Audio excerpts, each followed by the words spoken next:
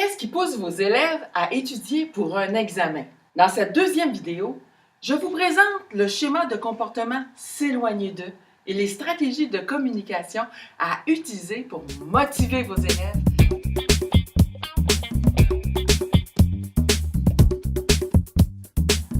Bonjour, je suis coach Marielle. Je suis spécialisée en coaching auprès des enseignants. Avant toute chose, je veux vous préciser qu'il n'y a pas un schéma de comportement meilleur qu'un autre. C'est seulement deux façons différentes d'être motivé et d'aborder un but. Comment repérer si mon élève est de type s'éloigner d'eux? Si vous repérez dans son langage les mots suivants en lien avec un examen, prévenir, se débarrasser, éliminer, il est de type s'éloigner d'eux. Si vous remarquez qu'il parle des obstacles, des problèmes, de ce qu'il ne veut pas ou ne veut plus dans des situations à éviter, il est de type s'éloigner d'eux. Alors, me direz-vous, quel langage utiliser pour mobiliser ces élèves-là qui sont du type s'éloigner d'eux? Parlez-leur d'étudier pour éviter d'avoir une mauvaise note, contrairement à quelqu'un qui est de type aller vers, où vous allez plutôt dire étudier pour avoir des bonnes notes.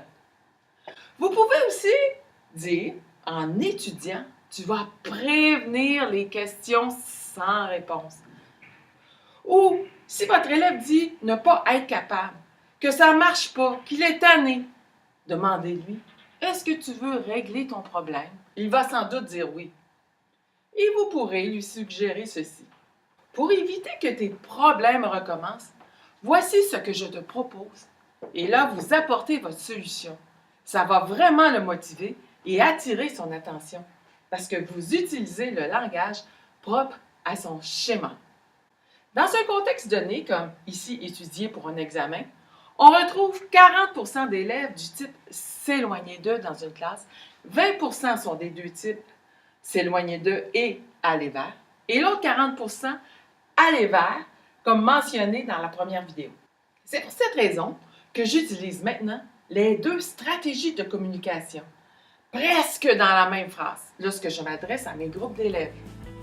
J'espère que cela vous a aidé à saisir et à comprendre un peu mieux ce qui motive certains types d'élèves. Partagez si vous avez aimé et à bientôt!